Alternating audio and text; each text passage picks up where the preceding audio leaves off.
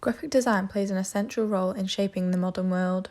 When graphic design is done well, it has the power to shape a better future by facing issues surrounding politics, culture, social structures, and sustainability. With the increasing amount of issues across the world in recent years, we've all been affected in some way. This is where graphic design can play a crucial part. Designers aim to influence and inspire the consumer through creativity and visual concepts. Using shape, colour, and typographic forms, designers can help create change and transform the way we live. The book Good by Design questions what is design if not designing for good. The book explores a collection of graphic design projects, each with an aim of doing good to the world and hope for the future. Whether it's through campaigns that fight for action, products that change bad habits, or posters that raise awareness. I was about 8 years old. I first heard about something called climate change or global warming. Apparently that was something humans had created by our way of living.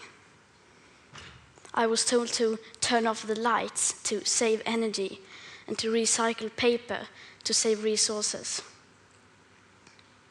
I remember thinking that it was very strange that humans, who are an animal species among others, could be capable of changing the Earth's climate. Because if we were, and if it was really happening, we wouldn't be talking about anything else. Each year the climate crisis is getting worse and worse, and through my own practice I set out to question how we as designers can make a change. For my self-initiated project, I focused on how we can help save the world through what we choose to eat. Going on a plant-based diet is the most effective action an individual can take to make a difference. From 2014 to 2021, Veganuary's yearly sign-ups increased from 3,300 to over 580,000. But why are so many people participating in this campaign? 21% of participants, the climate crisis was their number one motivation. Animal agriculture is responsible for at least 14.5% of global greenhouse gas emissions and is a leading driver of deforestation, soil erosion, water pollution, land use, and a whole host more. When it comes to getting this message out there, does design make the right impact on its target audience? Vegan campaigns and protests can often come across as aggressive and upsetting, as there tends to be a large focus on animal suffering and the use of shock tactics. For example, the animal rights organisation PETA is known for its shocking methods of campaigning for the rights of animals.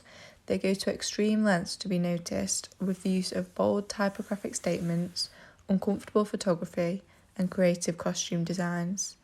Although these methods attract attention, they tend to have the opposite intended effect. I wanted to take a different approach to creating a campaign with the aim to destroy the negative stigma around veganism and use design to create a compelling positive image. With a target audience of younger generations, there is a higher chance of influencing and changing behaviour. Regine De Bello is a perfect example of a designer aiming to do good. She expresses her passion for the power of design by taking on meaningful and engaging projects. Her Dr. Draft children's book series consists of simple illustrations and text to help explain what illness is in a child-friendly way. My campaign is designed to have a fun, friendly and positive approach to the vegan diet while aiming to encourage its target audience to want to make a change rather than forcing it upon them. The nudge theory was introduced in 2008 as a concept based on positive reinforcement by shaping people's behaviour and choices. Rather than penalising someone for not acting a certain way, it's about making certain decisions easier, linking back to my intentions of the Plant Way campaign. This is an effective method, especially when it comes to targeting children, and is used creatively in children's books and TV programmes. I don't ever eat peas.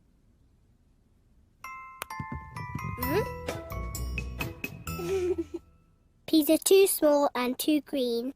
But Lola, those are not peas. Of course they're not. Those are green drops from Greenland.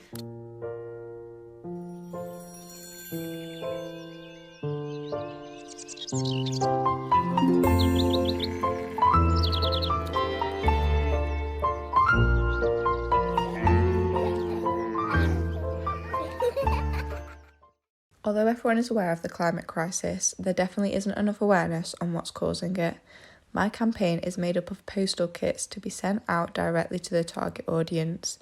consisting of recipes, information, and activities to inspire, educate, and bring enjoyment to the consumer. Organisations such as Veganuary and HelloFresh are perfect examples of where my campaign would fit alongside as a collaboration, for example. The name Plantway was made with the consumer in mind to refer to the way people can choose to take the right path for our future.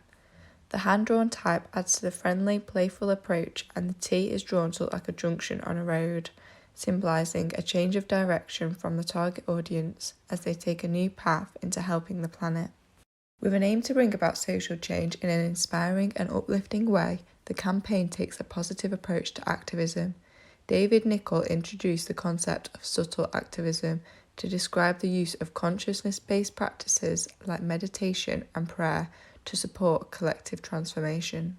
So I'll just say that it's never something that I present as an alternative to other forms of activism in the sense of the only thing that we should do, but rather a complementary approach where, but potentially one that has been overlooked largely in our more materialistic sort of society, but one that could play a potentially crucial role, that when you address this element of consciousness at the source, in conjunction with inspired creative action on the ground, that you're setting in motion a change at a very deep level that can be part of a more holistic approach to social change. The book Sustainable Graphic Design points out that the role of the designer is seen as using creativity to impact the user's experience rather than just acting as agents of consumption. Have a voice, have an opinion. And being informed as a designer, I mean, that's the goal. I mean, we all want to make work that we're proud of, right? For sure. One of the greatest joys of being a designer for me is connecting to the human experience. Graphic designers don't just design using print, words and images, they create designs intended to communicate meaning. Anthony Burrell and Timothy Goodman are great examples of this, as they both use typography to put out meaningful and inspiring messages out into the public. In the book Citizen Designer, Lakita Wolf points out that the most important thing about design is not the result, but the process. The American Institute of Graphic Arts questioned whether design can be constructed as a vital tool in times of crisis. Creative placemaking can be used to activate public space and increase social connectedness, making us question where the work of designers like Eric Spiekerman belong in creating effective visual language. We see words all the time. I mean, the biscuit packet in the morning, the package of milk, whatever we look at has type on it. And you look at a word in a certain typeface, and there is a subliminal message there that you say, oh, it's sweet, or it's hard, or it's soft. But it also makes it complicated because you can use the right word and get the wrong message across and vice versa. The term greenwashing, coined by Jave Westervelt in 1986, exposes organisations that falsely appear as eco-friendly. With this in mind, I ensured to use eco-friendly materials and methods of design throughout my work. Recycled paper is used for my physical outcomes, and rhizoprinting, for example, is one of the most eco-friendly ways to print. The ink is made of rice bran, a non-toxic, sustainable raw ingredient, meaning the machine is energy efficient and free from emissions. When designing for sustainability, each design choice can make a big statement and is carefully considered. Graphic design can impact its target audience as well as lessen the impact on the environment. In the book Good by Lucienne Roberts, she questions whether it is possible to be a bad good designer or a good bad designer. As designers, we must consider if our work contributes visually to the world, whether it is beneficial without causing harm, and if the materials and production process is efficient and sustainable. Knowing the importance of collectivism, I took part in a collaboration project with a fashion student. Fashion design is another area of the creative industry where sustainability should be greatly considered. I chose to partner up with Eva, a fashion student whose morals match my own. Her designs are environmentally conscious and inspired by Buddhist robes with an aim to promote customer well-being. After discussing ideas with Eva, she was very open about how she wanted her collection to be branded, but wanted to create an experience for the customer alongside selling the clothes. I took a very minimalistic approach to the branding to keep the clean and calming feel I instantly got from her work.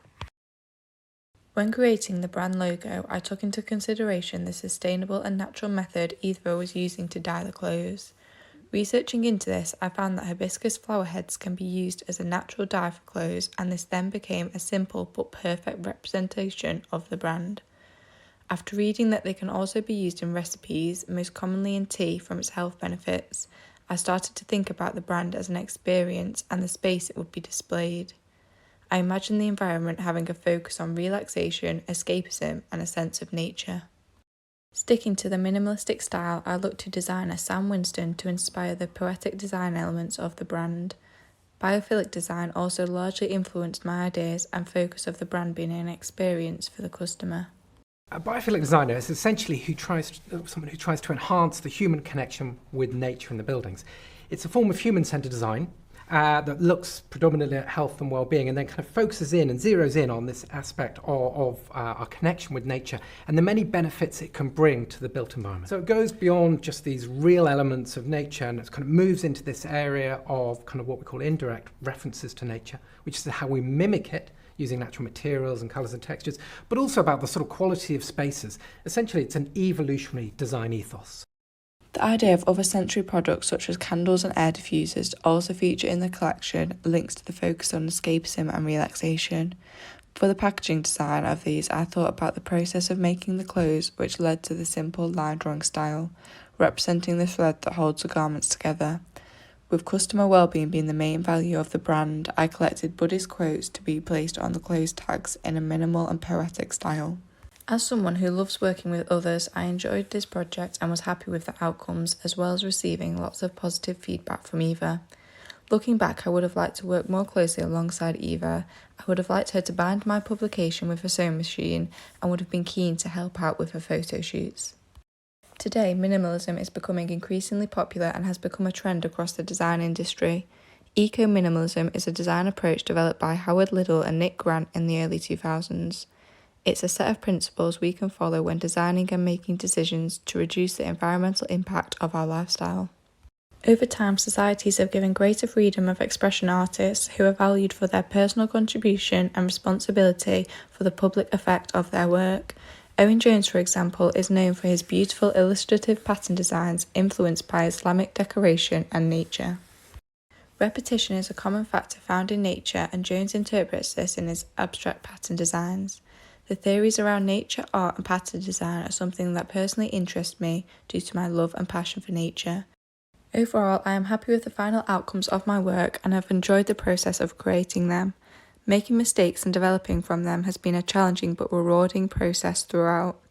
Being aware of the most sustainable methods to take along the way has allowed me to take more considerations and good design choices. If I were to do these projects again, I would start by researching further into the most effective design methods used when advocating for change to ensure they apply to my own work. There are many ways in which design can make a difference to our future, and I believe the message and meaning behind any piece of design is just as important as the visual elements.